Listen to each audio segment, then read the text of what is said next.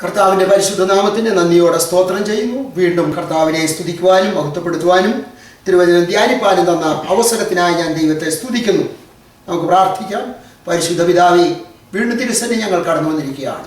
നിന്നെ ഇനത്തിന് നൽകുന്ന എല്ലാ അനുഗ്രഹങ്ങളും മഹത്വങ്ങളും ഞങ്ങൾക്ക് നൽകി തന്ന് നീ മാനിക്കണമേ, സഹായിക്കണമേ. ഇന്നത്തെ ധ്യാനം ഏറ്റവും അനുഗ്രഹമാക്കി തീർക്കണം, യേശുവിൻ്റെ നാമത്തിൽ തന്നെ. അതെ, ഇന്നത്തെ നമ്മുടെ വിഷയം ദൈവം താൻ തിരഞ്ഞെടുക്കുന്ന മനുഷ്യർക്ക് നൽകുന്ന മഹത്വവും അലങ്കാരങ്ങളും.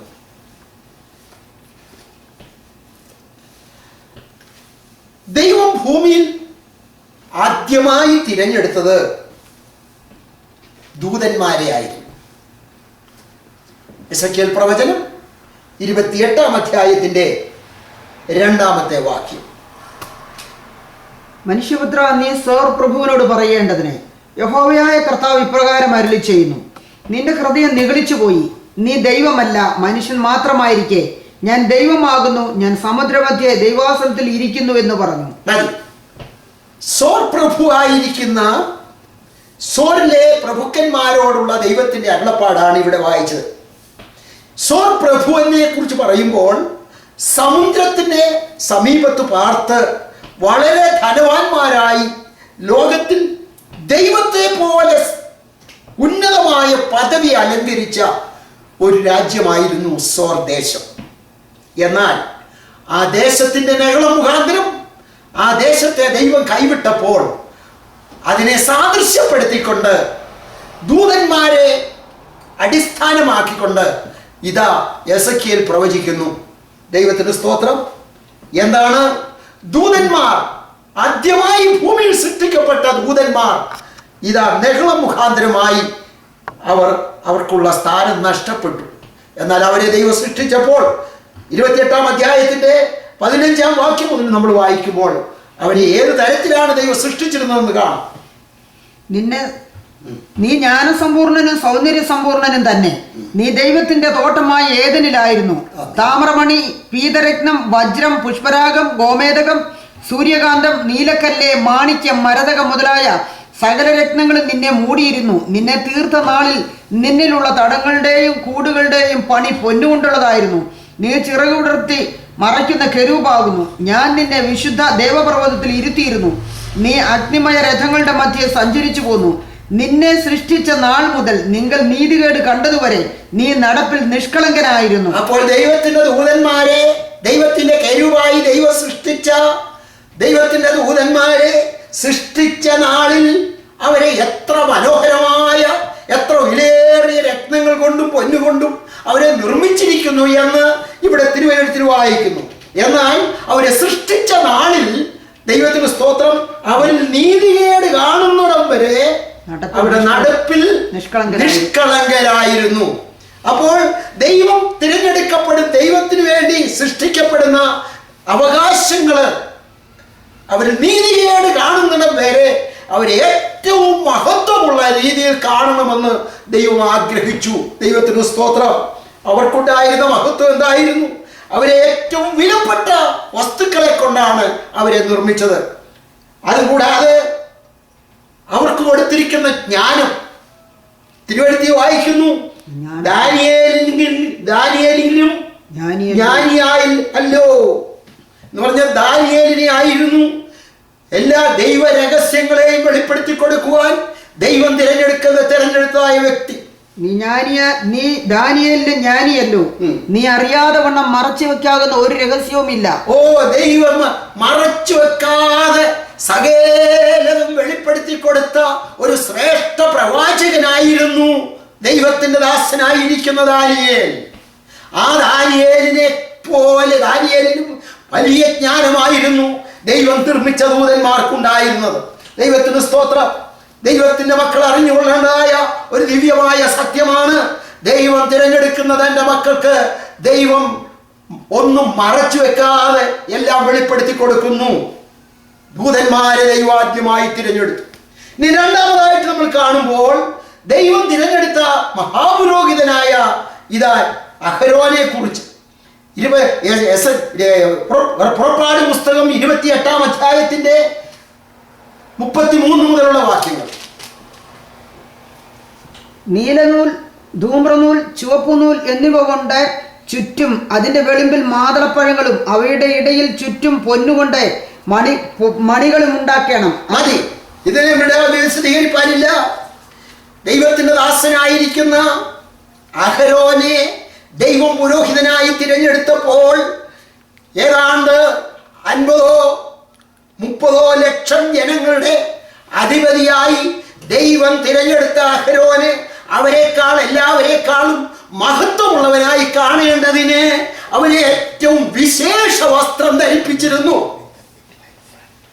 ദൂതന്മാരെ ദൈവം സൃഷ്ടിച്ചപ്പോൾ വസ്ത്രം ധരിപ്പിക്കുക മാത്രമല്ല ചെയ്തത്, അവരെ സൃഷ്ടിച്ചത് വിലപ്പെട്ട രത്നങ്ങൾ കൊണ്ടും വിലപ്പെട്ട പൊന്നുകൊണ്ടുമായിരുന്നു. എന്നാൽ മനുഷ്യനായ ദൈവത്തിന്റെ ദാസനായ അഹരോനെ ദൈവം തിരഞ്ഞെടുത്തപ്പോൾ അവരെ വിലപ്പെട്ട വസ്ത്രം ധരിപ്പിച്ചു. ഏറ്റവും വലിയ വിലപ്പെട്ട, അത് കണക്കുകൂട്ടിയാൽ എത്ര കോടി രൂപ വിലയുള്ള വസ്ത്രമാണ് താൻ ധരിച്ച. വിലയേറിയ രത്നങ്ങൾ, തന്റെ മാറിൽ തന്നെ 12 തരം രത്നങ്ങൾ ഉണ്ടായി. അനേക തരം രത്നങ്ങൾ കൊണ്ട് വസ്ത്രം, അങ്കിയാണ് ധരിപ്പിച്ചിരുന്നത്. ദൈവത്തിന് സ്തോത്രം. ആമേൻ. ദൈവത്തിന്റെ മക്കൾ അറിയേണ്ടതായ വലിയൊരു ദിവ്യമായ സത്യമാണ്, ദൈവം വാസ്തവമായി തിരഞ്ഞെടുക്കുന്ന തന്റെ വിശുദ്ധന്മാരെ ദൈവം മഹത്വവും അലങ്കാരവും ധരിപ്പിക്കുന്നു. മൂന്നാമതായിട്ട് ദൈവം തിരഞ്ഞെടുക്കുന്ന പുതിയ നിയമ പുരോഹിത വർഗം. വെളിപ്പാട് പുസ്തകം 1-ാം അധ്യായത്തിന്റെ 6-ാമത്തെ വാക്യം. നമ്മെ സ്നേഹിക്കുന്നവനും നമ്മുടെ പാപം പോക്കി നമ്മെ തന്റെ രക്തത്താൽ വിടുവിച്ച് തന്റെ പിതാവായ ദൈവത്തിന് നമ്മെ രാജ്യവും പുരോഹിതന്മാരും ആക്കി തീർത്തവനുമായവനെ എന്നേക്കും മഹത്വവും ബലവും. ആമേൻ. ആമേൻ. ഏറ്റവും അനുഗ്രഹമായ ഒരു പദവി എന്താണ്? നമ്മളെ വെറും പുരോഹിതന്മാര് മാത്രമല്ല, രാജാക്കന്മാരും പുരോഹിതന്മാരും ആക്കി തീർത്തവനെ മഹത്വവും ബലവും. ആമേൻ. സ്തോത്രം. അഹരോനേക്കാൾ മഹത്വമുള്ള പദവിയാണ് പുതിയ നിയമസഭയ്ക്ക് ദൈവം നൽകിയിരിക്കുന്ന അവകാശമായിരിക്കുന്ന അലങ്കാരം, മഹത്വം. എന്താണ്? അവർ വെറും പുരോഹിതൻ മാത്രമല്ല, അവൻ രാജാവും കൂടെയാണ്. രാജ്യവും പുരോഹിതനും എന്നാണ് പറഞ്ഞിരിക്കുന്നത്. രാജ്യം എന്ന് പറയുന്നതിന്റെ യഥാർത്ഥമായ ട്രാൻസ്ലേഷൻ രാജാക്കന്മാരും പുരോഹിതന്മാരുമായി ദൈവം നമ്മെ തിരഞ്ഞെടുത്തിരിക്കുന്നു എന്ന് പറഞ്ഞാൽ, ഒരു രാഷ്ട്രത്തിലെ രാജാവ്, ഒരു രാജ്യത്തിന്റെ രാജാവ് ആ രാജ്യത്തിൽ ഏറ്റവും മഹത്വമുള്ളവനാണ്. ആ മഹത്വത്തിന് തക്കവണ്ണം അവനും അലങ്കാരങ്ങളും അവൻ ധരിക്കുന്നതായിട്ട് കാണാം.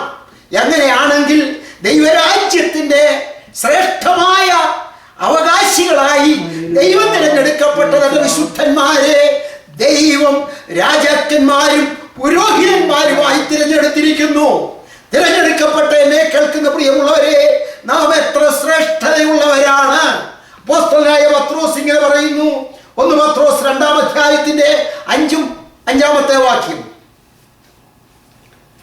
അവന്റെ അടുക്കൽ വന്നിട്ട് നിങ്ങളും ജീവനുള്ള കല്ലുകൾ എന്ന പോലെ ആത്മീയ ഗ്രഹമായി യേശുക്രിസ്തു മുഖാന്തരം ദൈവത്തിന് പ്രസാദമുള്ള ആത്മീയ യാഗം കഴിപ്പാൻ തക്ക വിശുദ്ധ പുരോഹിതവർഗമാകേണ്ടത് പണിയപ്പെടുന്നു. അവന്റെ അടുക്കൽ വന്നിട്ട് നിങ്ങളും ജീവനുള്ള കല്ലുകളായി ആത്മീയ ഗ്രഹമായി യേശുക്രിസ്തു മുഖാന്തരം ദൈവത്തിന് പ്രസാദമുള്ള ആത്മീക യാഗം കഴിപ്പാൻ തക്ക വിശുദ്ധ പുരോഹിതവർഗമാകേണ്ടതിന് പണിയപ്പെടുന്നു എന്ന് പറഞ്ഞാൽ, കർത്താവായ യേശുക്രിസ്തുവിലുള്ള ആ ജീവനാണ് ദൈവം തിരഞ്ഞെടുക്ക തന്റെ വിശുദ്ധന്മാരായ പുരോഹിത വർഗത്തിന് ദൈവം നൽകിയിരിക്കുന്നത്. കർത്താവായ യേശുക്രിസ്തുവിലുള്ള ജീവൻ എന്താണ്? അത് പ്രത്യേകമായി മനസ്സിലാക്കണം. അവരിൽ ജീവൻ ഉണ്ടായിരുന്നത് പോലെ അവൻ ജീവിപ്പിക്കുന്നവനുമാകുന്നു. അവന്റെ ശബ്ദത്തിങ്കൽ ലാസർ എഴുന്നേറ്റ് വരുന്നു. അവന്റെ ശബ്ദത്തിങ്കൽ കല്ലറ തുറക്കപ്പെടുന്നു.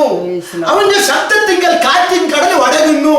അവന്റെ ശബ്ദത്തിങ്കൽ രോഗി സൗഖ്യമാകുന്നു.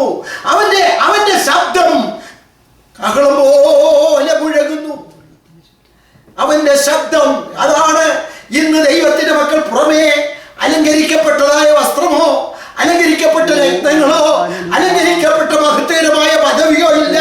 എന്നാൽ ഒന്ന് എനിക്കറിയാം, അവന്റെ അധികാരം തന്റെ വിശുദ്ധന്മാർക്ക് ദൈവം നൽകിയിരിക്കുന്നു. ദൈവത്തിന് സ്തോത്രം. ഹല്ലേലൂയ. പുരോഹിത വർഗമായി ദൈവത്തിന് ശുശ്രൂഷ ചെയ്യുവാൻ തിരഞ്ഞെടുക്കപ്പെട്ട തന്റെ വിശുദ്ധന്മാർക്ക് അവന്റെ ജീവൻ, പുനരുത്ഥാനത്തിന്റെ ജീവനാണ് അവരിൽ വ്യാപരിക്കുന്നത്. ദൈവത്തിന് സ്തോത്രം.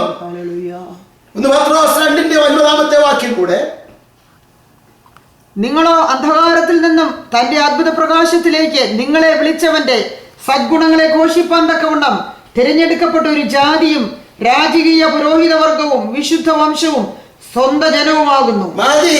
ദൈവത്തിന് സ്തോത്രം.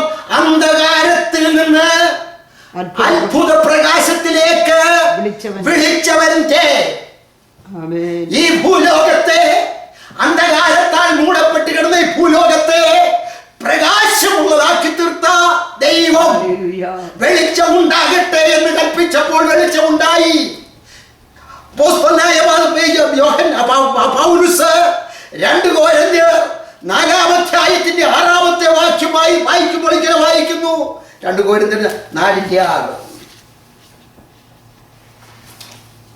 ഇരുട്ടിൽ നിന്ന് വെളിച്ചം പ്രകാശിക്കണമെന്ന് അരുളി ചെയ്ത ദൈവം, ഇരുട്ടിൽ നിന്ന് വെളിച്ചം പ്രകാശിക്കണമെന്ന് അരുളി ചെയ്ത ദൈവം യേശുക്രിസ്തുവിന്റെ മുഖത്തിലുള്ള ദൈവതേജസ്സിന്റെ പരിജ്ഞാനം വിളങ്ങിക്കേണ്ടതിന് ഞങ്ങളുടെ ഹൃദയങ്ങളിൽ പ്രകാശിച്ചിരിക്കുന്നു. യേശുക്രിസ്തുവിന്റെ മുഖത്തിലുള്ള ദൈവ തേജസ്സിന്റെ പരിജ്ഞാനം ഞങ്ങളുടെ ഹൃദയങ്ങളിൽ പ്രകാശിച്ചിരിക്കുന്നു. എന്തിനു വേണ്ടിയാണ്? പുരോഹിത വർഗമായി പുതിയ നിയമസഭയെ ദൈവം തിരഞ്ഞെടുത്തിരിക്കുന്നത്. അന്ധകാരത്തിൽ ഇരിക്കുന്ന ജനത്തെ അത്ഭുത പ്രകാശത്തിലേക്ക് വിളിച്ചു വരുത്തുവാൻ. ഇത് പ്രാപിക്കപ്പെട്ടവരാണ് ദൈവത്തിന്റെ മക്കൾ. എന്താണ്? അന്ധകാരത്തിലിരിക്കുന്ന മനുഷ്യനെ സമാധാനമില്ലാതെ ഇരുട്ടിന്റെ അനുഭവത്താൽ ചിലപ്പോൾ മനുഷ്യർ ഓർക്കും, സമ്പത്തും വേണ്ടത്ര സാഹചര്യങ്ങളും സുഖ സൗകര്യങ്ങളും എല്ലാം ഉണ്ടെങ്കിൽ തങ്ങൾ പ്രകാശത്തിൽ ജീവിക്കുന്നു. എന്നാൽ എത്ര പേരോട് ചോദിച്ചു നോക്കെ, ഇതൊക്കെ ഉണ്ടെങ്കിലും ജീവിതത്തിൽ വെളിച്ചമുണ്ടോ, സമാധാനമുണ്ടോ, സന്തോഷമുണ്ടോ എന്ന് ചോദിച്ചാൽ ഇല്ല. എന്നാൽ ഒരു ദൈവവൈദ്യനോട് ചോദിച്ചു നോക്ക്, ദൈവത്തിന് സ്തോത്രം, അന്ധകാരത്തിലിരുന്നാലും അവർ അത്ഭുത പ്രകാശത്തിലേക്ക് അവരെ നടത്തുന്നതായ ദൈവം. ദൈവത്തിന്റെ ദാസനായ പൗലോസ്, ദൈവത്തിന് സ്തോത്രം, ഫിലിപ്പിയിലെ കാരാഗൃഹത്തിൽ ഇരിക്കുമ്പോൾ 2 കാലുകളും ആമത്തിലിട്ട് ബന്ധിക്കപ്പെട്ടവനായി കഴിയുന്നെങ്കിലും ദൈവത്തിന് സ്തോത്രം, അവർ ഒരു വിധത്തിൽ നിരാശപ്പെട്ടില്ല. അവർ പാടി സ്തുതിച്ചു. പൗലോസും ശീലാസും കൂടെ പാടി സ്തുതിച്ചപ്പോൾ ദൈവത്തിന് സ്തോത്രം, ആ അന്ധകാരത്തിന്റെ ഇരുട്ടുമുറിയിൽ ജയിലറയ്ക്കകത്ത് ദൈവത്തിന്റെ തേജസ് ഇറങ്ങിയപ്പോൾ ആ കാരാഗ്രഹം കുലുങ്ങി, അതിന്റെ വാതിൽ തുറക്കപ്പെട്ടു, കൈകാലികളിലുള്ള ചങ്ങലകൾ അഴിഞ്ഞു വീണു. അവർ ദൈവത്തെ പാടി സ്തുതിച്ചു. ദൈവത്തിന് സ്തോത്രം. ഹല്ലേലൂയ. അകത്ത് നാം ലോകത്തിൽ ജീവിക്കുമ്പോൾ പ്രതികൂലങ്ങളുടെ സാഹചര്യങ്ങളിൽ ജീവിച്ചാലും അകത്തെ മനുഷ്യനിൽ ദൈവപ്രകാശം ഒരു വീണ്ടും ജനിക്കപ്പെട്ട തിരഞ്ഞെടുക്കപ്പെട്ട ദൈവവൈതലിനുണ്ട്. സ്തോത്രം. ദൈവം തിരഞ്ഞെടുത്തിരിക്കുന്ന ദൈവത്തിന്റെ മക്കൾ. ആമേൻ. ഹല്ലേലൂയ. ദൈവം നൽകിയിരിക്കുന്ന മഹത്വം അതാണ്. ദൈവത്തിന് സ്തോത്രം. മൊർദെഖായിയെ നോക്കുക. എസ്തേറിന്റെ പുസ്തകം 8-ാം അധ്യായത്തിന്റെ 15-ാമത്തെ വാക്യം. എന്നാൽ മൊർദെഖായി നീലവും ശുഭ്രവുമായ രാജവസ്ത്രവും വലിയ പൊൻകിരീടവും ചണനൂൽ കൊണ്ടുള്ള രക്താംബരവും ധരിച്ച് രാജസന്നിധിയിൽ നിന്നും പുറപ്പെട്ടു. ശൂസൻ പട്ടണം ആർത്ത് സന്തോഷിച്ചു. ആമേൻ. ദൈവത്തിന് സ്തോത്രം. ഒരു മനുഷ്യനെ ദൈവം മാനിച്ചാൽ അത് എത്രമാത്രം മാനിക്കപ്പെടുമെന്നുള്ളത് ഈ തിരുവെഴുത്തിൽ നിന്ന് നമുക്ക് കാണാം. ബാബിലോണിൽ അടിമകളായി പിടിച്ചുകൊണ്ടുപോയ അനേക അടിമകൾ ഇപ്പോൾ മഹാരാജാവിൻ്റെ വസ്ത്രം ധരിച്ച് അലങ്കരിക്കപ്പെട്ടവനായി ഇതാ നിൽക്കുന്ന അവസ്ഥ കാണുമ്പോൾ ഒരു വാച്ച്മാനായി, ഒരു കാവൽക്കാരനായി, ഒരു അകമ്പടി നായകനായി നിയമിക്കപ്പെട്ട മൊർദെഖായിയെ ഇപ്പോൾ വിളിച്ചു പറയുന്നത് എന്താണ്? ദൈവത്തിന് സ്തോത്രം. മൊർദെഖായി ഈ അലങ്കരിക്കപ്പെട്ട അഹശ്വേരോസ് രാജാവിന്റെ വസ്ത്രം ധരിച്ച്, അഹശ്വേരോസ് രാജാവിന്റെ കുതിരയുടെ പുറത്ത്, അഹശ്വേരോസ് രാജാവിന്റെ മന്ത്രിയായിരിക്കുന്ന ഹാമാൻ അവനെ പുകഴ്ത്തി പറയുമ്പോൾ ശൂസൻ പട്ടണം ആർത്തു സന്തോഷിച്ചു. ദൈവത്തിന് സ്തോത്രം. ദൈവത്തിന് വേണ്ടി നിലകൊള്ളുന്ന ദൈവ പൈതലെ, നീ ആയിരിക്കുന്ന സ്ഥാനത്ത് ദൈവം നിന്നെ മാനിച്ചാൽ എത്രമാത്രം അത് മഹത്വമുള്ളവനായിത്തീരുന്നു. ദൈവത്തിന് സ്തോത്രം. ദൈവത്തിന് ദാസനായിരിക്കുന്ന മൊർദെഖായിയെ കുറിച്ച് നമ്മൾ മനസ്സിലാക്കുമ്പോൾ, മൊർദെഖായി തൻ്റെ ജനമായ ഇസ്രായേലിന് വേണ്ടി ഇടിവിൽ നിൽക്കുന്ന ഒരു വ്യക്തിയായി. തിരഞ്ഞെടുക്കപ്പെട്ട നല്ല വൃതന്മാർ തൻ്റെ ഉത്തരവാദിത്വം നിവർത്തിച്ചാൽ ദൈവം അവരെ എത്ര മാത്രം മാനിക്കുമെന്നുള്ള ദിവ്യമായ സത്യമാണ് നമുക്കിവിടെ കാണാൻ കഴിയുന്നത്. രണ്ടാമതായിട്ട് യോസേപ്പിനെ കുറിച്ച് കാണാം. ഉൽപ്പത്തി പുസ്തകം 41-ാം അധ്യായത്തിന്റെ 42-ാം വാക്യം. ഫറവോൻ തന്റെ കയ്യിൽ നിന്ന് മുദ്രാമോതിരം ഊരി യോസേപ്പിന്റെ കൈക്കിട്ടു. അവനെ നേർമയുള്ള വസ്ത്രം ധരിപ്പിച്ചു. ഒരു സ്വർണ്ണ സരപ്പളിയും അവന്റെ കഴുത്തിൽ ഒരു സ്വർണ്ണ സരപ്പളിയും ഇട്ടു. തന്റെ രണ്ടാം രഥത്തിൽ അവനെ കയറ്റി. അവന്റെ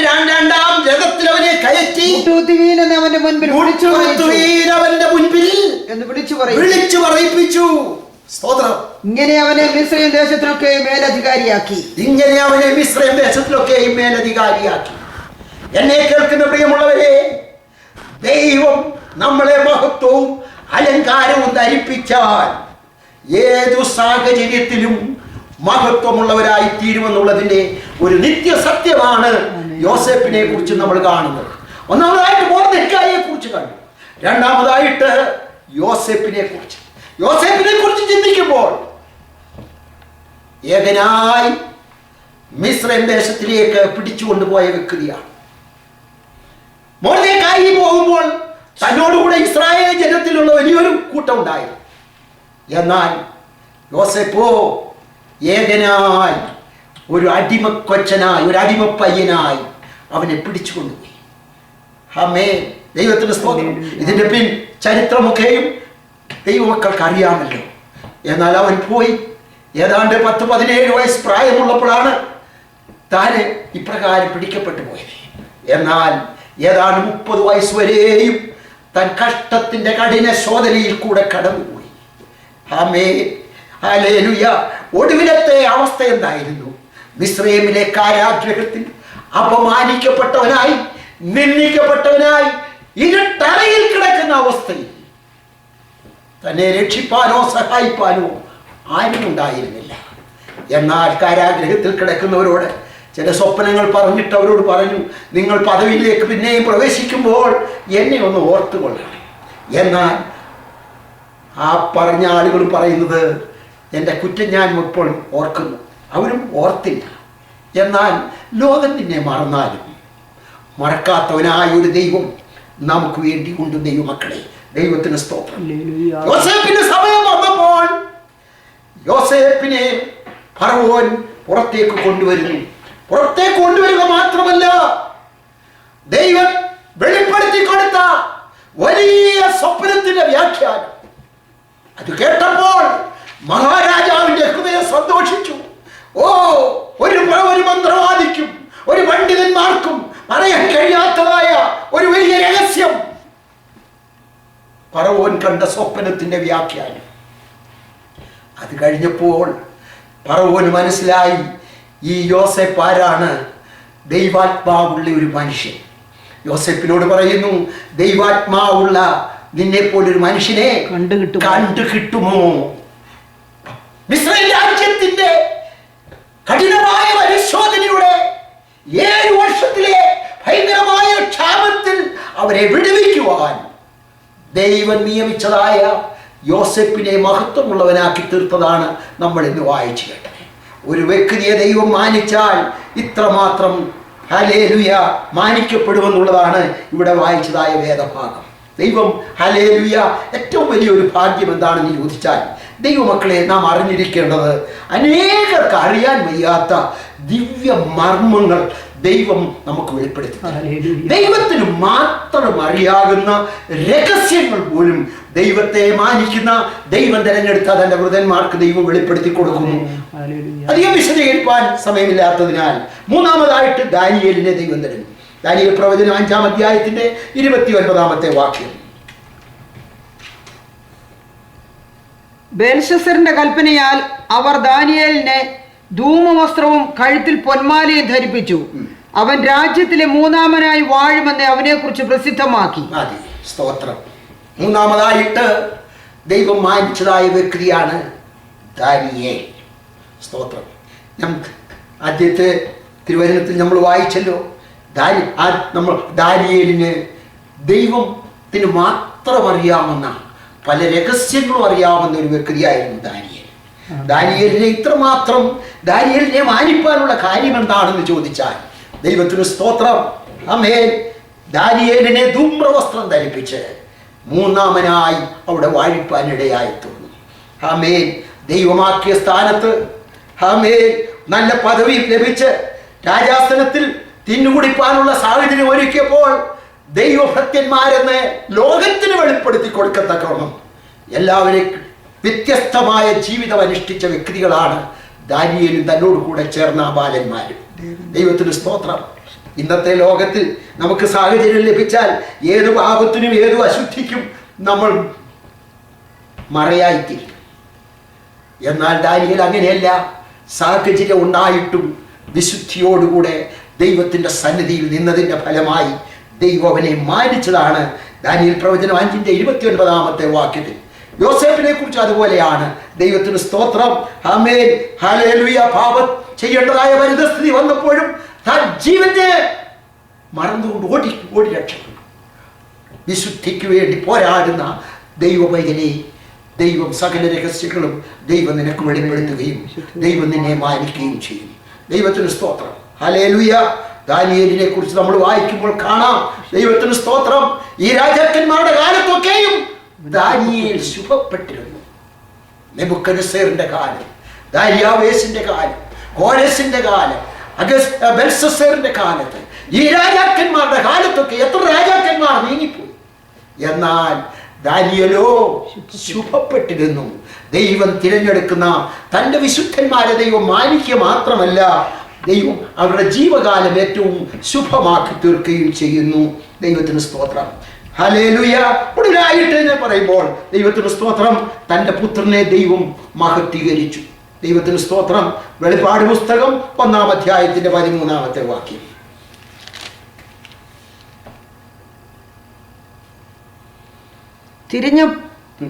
തിരിഞ്ഞപ്പോൾ 7 പൊൻനിലവിളക്കുകളെയും നിലവിളക്കുകളുടെ നടുവിൽ നിലങ്കി ധരിച്ച് മാറത്ത് പൊൻകച്ച കെട്ടിയവനായി മനുഷ്യപുത്രനോട് സദൃശ്യനായവരെയും കണ്ടു. മാറ്റി. 2000 വർഷങ്ങൾക്കപ്പുറത്ത് സ്വർഗത്തിൽ നിന്നിറങ്ങി വന്ന കർത്താവായ യേശു ക്രിസ്തു, ആമേൻ, ദൈവത്താൽ മഹത്വമുള്ളവനായി തീർന്നിരിക്കുന്നതായിട്ട്, ആമേൻ, ഇതാ വെളിപ്പാട് പുസ്തകത്തിൽ യോഹന്നാൻ കാണുന്നു. ദൈവത്തിന് സ്തോത്രം. കർത്താവ് ധരിക്കപ്പെട്ട മഹത്വം എന്തായിരുന്നു? ദൈവത്തിന് സ്തോത്രം. തിരിഞ്ഞപ്പോൾ മാറത്ത് പൊൻകച്ച ധരിച്ചതായ കർത്താവിനെ കണ്ടു. പൊൻകച്ച ധരിച്ച കർത്താവിനെ കണ്ടു. നിലയങ്കി ധരിച്ച കർത്താവിനെ കണ്ടു. വെള്ളോട്ടിന് സമാനമായിരിക്കുന്ന കാലുകളോടുകൂടെ ഉലാവിക്കൊണ്ടിരിക്കുന്ന കർത്താവിനെ കണ്ടു. എന്തുകൊണ്ട്? ദൈവത്തിന് സ്തോത്രം, ആമേൻ, ഹല്ലേലൂയ. ദൈവേഷ്ടം നിവർത്തിച്ച ദൈവപുത്രനെ ദൈവം മഹത്വീകരിച്ചതായിട്ടാണ് നമുക്ക് അവിടെ കാണാൻ കഴിയുന്നത്. ദൈവത്തിന് സ്തോത്രം, ആമേൻ, ഹല്ലേലൂയ. അത് മാത്രമല്ല, ദൈവം അവനെ മഹത്വീകരിച്ചതുപോലെ തന്നെ ദൈവത്തിന് സ്തോത്രം, തന്റെ വിശുദ്ധന്മാരെയും താൻ മുഖാന്തരം മഹത്വീകരിക്കുന്നു. എബ്രായ ലേഖനം 6-ാം അധ്യായത്തിന്റെ 19-ാം വാക്യം. ആ പ്രത്യാശ നമുക്ക് ആത്മാവിന്റെ ഒരു നങ്കൂരം തന്നെ. ആ പ്രത്യാശ നമുക്ക് ആത്മാവിന്റെ ഒരു നങ്കൂരം തന്നെ. പരിശുദ്ധാത്മാവ് പ്രാപിക്കപ്പെട്ട ദൈവത്തിന്റെ വൈതലേ, ആ പ്രത്യാശ യേശുക്രിസ്തുവിനെ ദൈവം മഹത്വീകരിച്ചതുപോലെ നമ്മൾ മുൻപിൽ വായിച്ചതായ ദാനിയേലിനെയും യോസേഫിനെയും മൊർദെഖായിയെയും ദൈവം മാനിച്ചതുപോലെ അഹരോനെ ദൈവം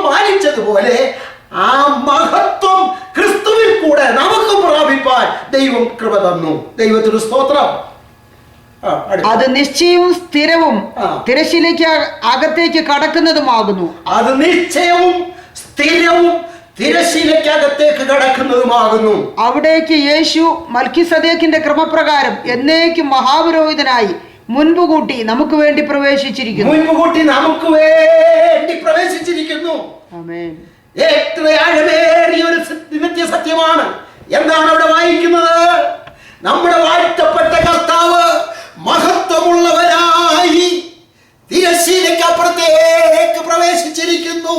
നമുക്ക് വേണ്ടി മുൻകൂട്ടി വീണ്ടെടുക്കപ്പെട്ട ദൈവ ശുശ്രൂഷയ്ക്കായി തിരഞ്ഞെടുക്കപ്പെട്ട പുരോഹിത വർഗമായി പുതിയ ദൈവ ശുശ്രൂഷയ്ക്കായി തിരഞ്ഞെടുക്കപ്പെട്ട വിശുദ്ധന്മാരായ ദൈവമക്കളോട് പറയാനുള്ളത്, ആണ്ടിൽ ഒരിക്കൽ മാത്രം അഹരോന് മാത്രം അതിപരിശുദ്ധ സ്ഥലത്തേക്ക് പ്രവേശിപ്പാൻ അധികാരമിരുന്നപ്പോൾ, ജനങ്ങളെല്ലാം പുറത്തുറാകാരത്തിൽ കഴിയുമ്പോൾ, ആണ്ടിൽ ഒരിക്കൽ മാത്രം പുരോഹിതന് മാത്രം പ്രവേശിക്കേണ്ട അതിപരിശുദ്ധ സ്ഥലത്തേക്ക് കർത്താവായ യേശു ക്രിസ്തു തിരശ്ശീലയ്ക്കപ്പുറത്തേക്ക് കടന്നുപോയി. ആ തിരശ്ശീല എന്നേക്ക് രണ്ടായി ചീന്തപ്പെട്ടത് കൊണ്ട് സകല വിശുദ്ധന്മാർക്കും ധൈര്യത്തോടെ കൃപാസനത്തിലേക്ക് കയറി ചെല്ലുവാൻ നമുക്ക് അവകാശം ദൈവം നൽകിയിരിക്കുന്നു. ഈ മഹത്വമാണ് ദൈവം നമുക്ക് നൽകിയിരിക്കുന്നത്. ദൈവത്തിന് സ്തോത്രം. ഹല്ലേലൂയ. ഈ മഹത്വം ഉള്ള പദവി ദൈവം നമുക്ക് തന്നിരിക്കാൻ നമുക്ക് ദൈവത്തെ സ്തുതിക്കാം. ദൈവത്തിന് സ്തോത്രം. Hallelujah, hallelujah. പുതിയ നിയമസഭയ്ക്ക് ജീവനുള്ള പ്രത്യാശയാണ് കൊടുത്തിരിക്കുന്നത്. പരിശുദ്ധാത്മാവിനാൽ ജീവനുള്ള പ്രത്യാശ ദൈവം നമുക്ക് നൽകിയിരിക്കുന്നു. എന്താണ് അത്? നങ്കൂര പോലെ ദൈവം നൽകിയിരിക്കുന്നു. എന്താ? നമുക്ക് ധൈര്യത്തോടെ കൃപാസനത്തിലേക്ക് കടന്നിയല്ല. ആമേൻ, ഹല്ലേലൂയ. ആ കൃപാസനത്തിന് കടന്നു ചെല്ലുമ്പോൾ നമുക്കുള്ളത് എന്താണ്? ദൈവത്തിന് സ്തോത്രം. പുത്രനായ ക്രിസ്തു അതിപരിശുദ്ധ സ്ഥലത്തേക്ക് കടന്നു പോയപ്പോൾ, ഒന്നാം സ്വർഗവും രണ്ടാം സ്വർഗവും കഴിഞ്ഞു മൂന്നാം സ്വർഗത്തിലേക്ക് കടന്നു പോയപ്പോൾ, ഹല്ലേലൂയ, ഗലീല പുരുഷന്മാർ അവൻ സ്വർഗാരോഹണം ചെയ്യുന്ന സമയത്ത് നോക്കിക്കൊണ്ടിരുന്നു. ഗലീല പുരുഷന്മാരോട് വിളിച്ച് പറയുന്നത്, ഗലീല പുരുഷന്മാരെ, നിങ്ങൾ ആകാശത്തേക്ക് നോക്കി നിൽക്കുന്നത് ഞാൻ പോയതുപോലെ മടങ്ങി വരും. കർത്താവ് പോയത് നോക്കിക്കൊണ്ട് കാത്തിരുന്ന വിശുദ്ധന്മാർ. ആമേൻ, ഹല്ലേലൂയ. അവൻ പോകുന്നതിന് മുൻപ് ഇപ്രകാരം പറഞ്ഞു, ഞാൻ പോയിട്ട് പരിശുദ്ധാത്മാവിനെ നിങ്ങൾക്ക് അയച്ചു തരാമെന്ന് അരുളി ചെയ്തു. അവൻ കടന്നു ചെന്നു തൻ്റെ പരിശുദ്ധാത്മാവിനെ ഭൂമിയിലേക്ക് അയച്ചു കൊടുത്തു. ഇവിടെ കാത്തിരിക്കുന്ന വിശുദ്ധന്മാർ ആമേൻ ആത്മാവിൽ നിറഞ്ഞപ്പോൾ അവരുടെ ജീവിതത്തിന്റെ പ്രത്യാശ എന്തായിരുന്നു? അവർ നമ്മുടെ മഹാപുരോഹിതൻ അതിപരിശുദ്ധ സ്ഥലമാകുന്ന മൂന്നാം സ്വർഗത്തിൽ ജീവനോടിരിക്കുന്നു. അവൻ ജീവിക്കുന്നത് കൊണ്ട് ഇവിടെ ഇരിക്കുന്ന ദൈവമക്കൾക്കും ഹല്ലേലൂയ ആത്മാവിൽ സന്തോഷിക്കാം, ആത്മാവിൽ ആനന്ദിക്കാം. ദൈവത്തിന് സ്തോത്രം. ഈ മഹത്തരമായ പദവിയാണ് ആത്മാവിന്റെ ഫലങ്ങളും ആത്മാവിന്റെ വരങ്ങളും ദൈവമക്കളായി നാം പ്രാപിച്ചിരിക്കുന്നത്. ദൈവത്തിന് നന്ദിയോടെ സ്തോത്രം. ഈ മഹത്വവും അലങ്കാരവും ഹല്ലേലൂയ ധരിക്കപ്പെട്ട വിശുദ്ധന്മാർ ഈ പാട്ട് പാടുന്നു. 133 സങ്കീർത്തനം. സ്തോത്രം. ഇതാ സഹോദരന്മാർ ഒത്തൊരുമിച്ച് വസിക്കുന്നത് എത്ര ശുഭവും എത്ര മനോഹരവുമാകുന്നു. അടുത്തത്, അത് വസ്ത്രത്തിന്റെ വിളിമ്പിലേക്ക് നീണ്ടുകിടക്കുന്ന താടിയിലേക്ക്, അഹരോന്റെ താടിയിലേക്ക് തന്നെ ഒഴുകുന്നതായി, അവന്റെ തലയിലെ വിശേഷ തൈലം പോലെയും സിയോൻ പർവ്വതത്തിൽ പെയ്യുന്ന ഹർമോന്യ മഞ്ഞു പോലെയുമാകുന്നു. അവിടെയല്ലോ യഹോവ അനുഗ്രഹവും ശാശ്വതമായുള്ള ജീവനും കൽപ്പിച്ചിരിക്കുന്നത്. ആ മഞ്ഞ് പെയ്യുന്നത് കാണാൻ എത്ര മനോഹരമാണ്. മലയിൽ നിന്ന് മഞ്ഞ് പെയ്യുന്നത് കാണുവാൻ ദൈവം ഞങ്ങൾക്കും ഭാഗ്യം തന്നു. ചില വർഷങ്ങൾക്ക് മുമ്പ് ഞങ്ങൾ ഈ കാനഡയിലേക്ക് കടന്നു വന്നപ്പോൾ ദൈവത്തിന് സ്തോത്രം മഞ്ഞിൻ്റെ പെയ്ത്തിന്റെ സമയമായിരുന്നു. അത് മഞ്ഞ് പോലെ വീഴുന്ന കണ്ടപ്പോൾ എൻ്റെ ദൈവമേ, ഈ 133 സങ്കീർത്തനം ദാവീദ് ഹെർമോൻ മലയിൽ നിന്ന് പെയ്യുന്ന മഴ കണ്ടിട്ട്, ആ മഞ്ഞ് പെയ്യുന്ന കണ്ടിട്ട് ഇതെത്ര മനോഹരം. ഇതാ സഹോദരന്മാർ ഒത്തൊരുമിച്ച് വസിക്കുന്നത് എത്ര ശുഭവും എത്ര മനോഹരവുമാകുന്നു. വീണ്ടെടുക്കപ്പെട്ട തൻ്റെ വിശുദ്ധന്മാർ ആനന്ദത്തോടെ മഹത്വം ധരിക്കപ്പെട്ടവരായി ദൈവത്തെ ആരാധിക്കുമ്പോൾ അത് എത്ര മനോഹരമാണ്, എത്ര ശുഭകരമാണ്. ഈ വചനങ്ങളാൽ ദൈവം നമ്മെ അനുഗ്രഹിക്കും.